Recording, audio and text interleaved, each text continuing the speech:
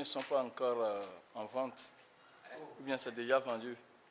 Non, on a tout vendu, voilà ce qui reste. Et la fois ils sont venus encore relever. On ne sait pas quand est-ce qu'ils viendront terminer. SLM, c'est une société de location de matériel. Et elle est créée par décret présidentiel prenant acte à partir du 1er janvier 1998. Et tout allait bien. Notre premier chantier, c'est d'ailleurs même à Pia, avec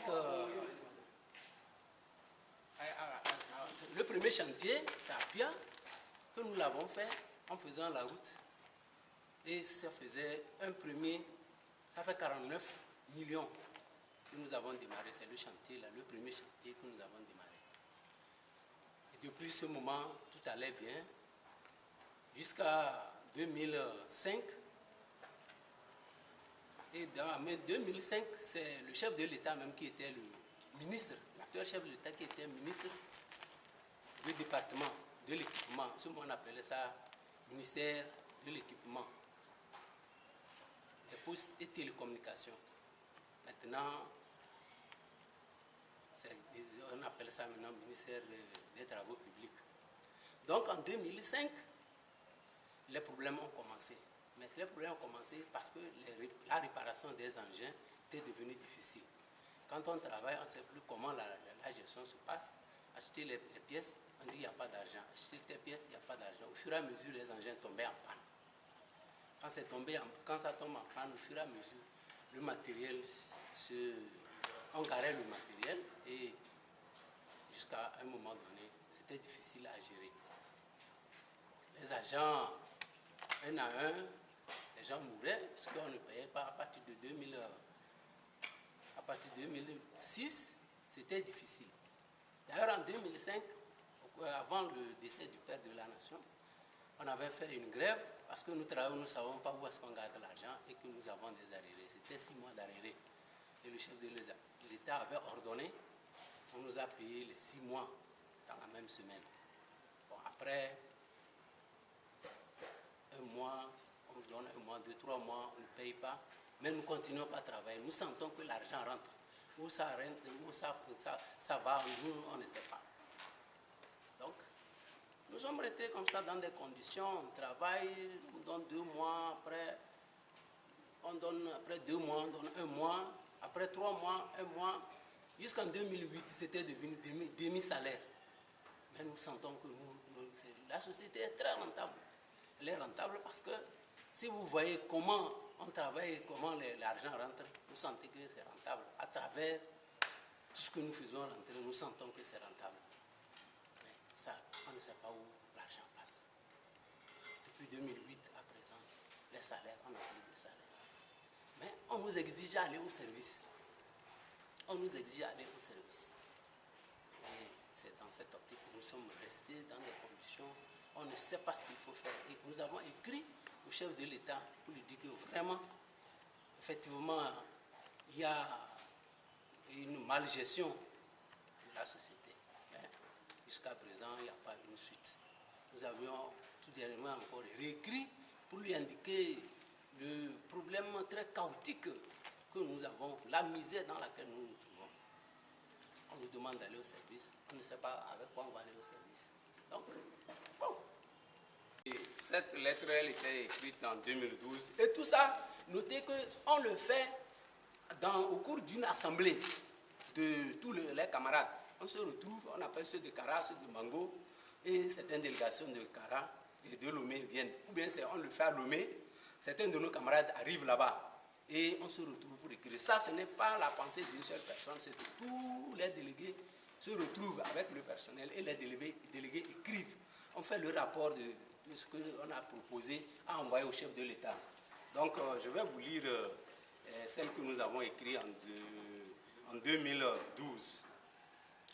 À son Excellence Faure Sozimna Gnassingbé, président de la République togolaise, projet aide à résoudre un cas social professionnel.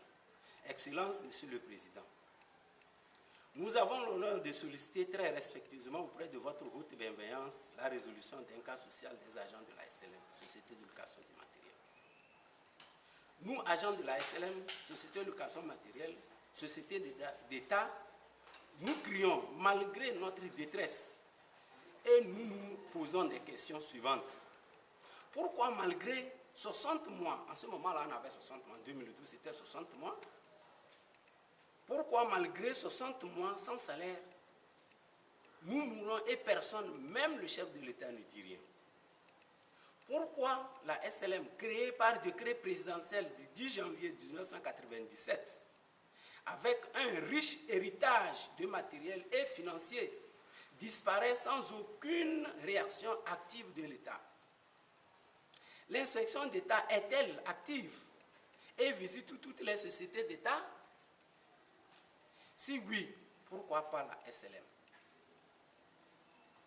Notez bien, si nous disons que la société est riche, il y a des preuves. En 1998, en 1999, c'est-à-dire la première année d'exercice de la société, nous avons fait, c'est le chiffre d'affaires que la direction générale nous a fourni, 750 millions de francs CFA. De 1999 en 2000, nous avons fait un chiffre d'affaires de 550 millions.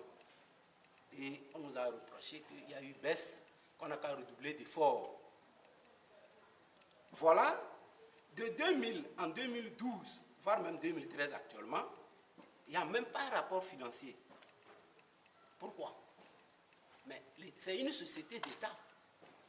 Et tout ce que c'était d'abord, quand on dit société d'État là, c'était d'abord la direction matérielle des TP. On appelait ça direction matérielle des travaux publics.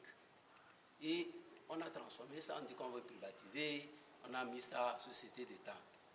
Avec un riche, effectivement riche matériel. Il y avait beaucoup de les engins, bulldozers, Komatsu, Katz, il y avait les niveleuses, il y a le chargeur, les 10 camions, 10 roues là. Il y avait plein. Si vous voyez même, vous prenez le cahier de matériel, vous allez voir, c'était impressionnant. Mais c'est une mauvaise gestion qui a créé ça. Puisque l'État lui-même, il ne contrôle pas.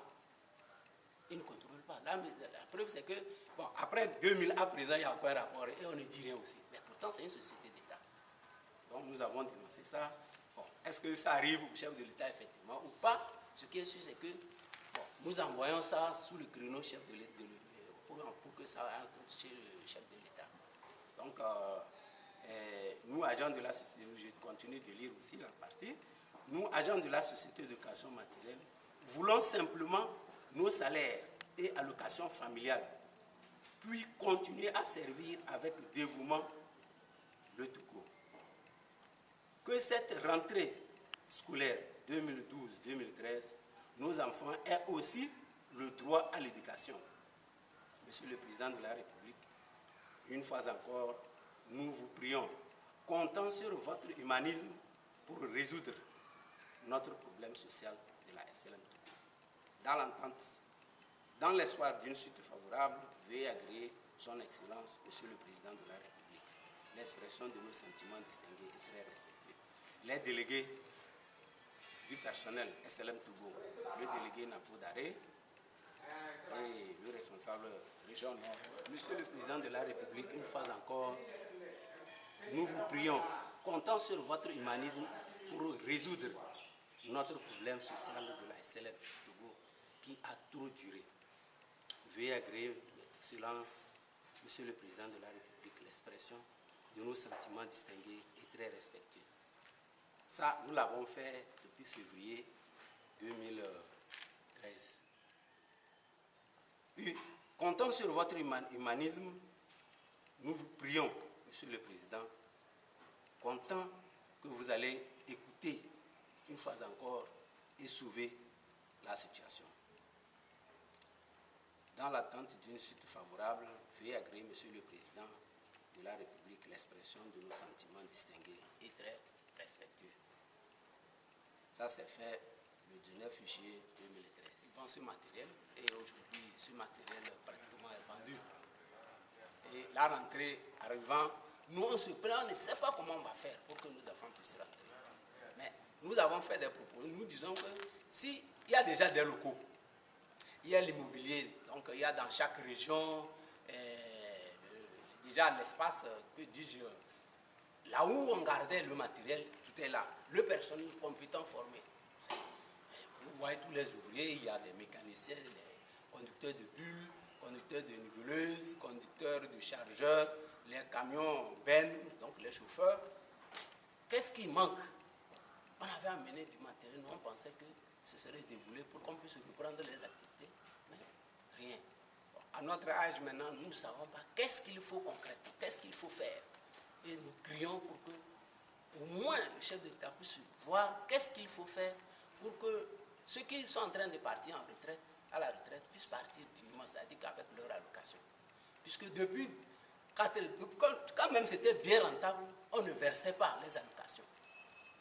Nous avons demandé, on dit que c'est un jeu d'écriture, que non, on verse. Après, on a été même à l'inspection, c'est-à-dire, pas à l'inspection, à la direction de la caisse. On a vérifié. Il n'a versé qu'à peine 3 mois ou 4 là. C'est tout. Et donc, nous souffrons. Nous sommes dans des conditions comme ça. On se demande de quoi sera fait demain. Les gens meurent, nos camarades. Si vous voyez là, dans les familles ce qui se passe, c'est grave. C'est grave. Donc, nous prions au chef de l'État de faire quelque chose. S'il faut réorganiser le service, il faut le faire. S'il faut créer une société, nous voulons au moins une société de base, de développement à la base. Le matériel que les bailleurs de fonds entendent, ou bien ce qu'il faut faire pour reconstituer. On formait les agents, on formait les ouvriers, les mécaniciens, des conducteurs, des niveleuses, de bulles, mais présentement, nous sommes là. On ne forme plus, mais c'était aussi un pouvoir d'emploi. Et aujourd'hui, on n'a plus rien. Nous ne savons pas qu'est-ce qu'il faut faire. Donc, nous prions au chef de l'État de faire quelque chose. Nous prions de faire quelque chose. Pour sauver, pour nous sauver dans la situation que nous sommes là. Nous prions qu'il fasse quelque chose pour nous sauver. Merci.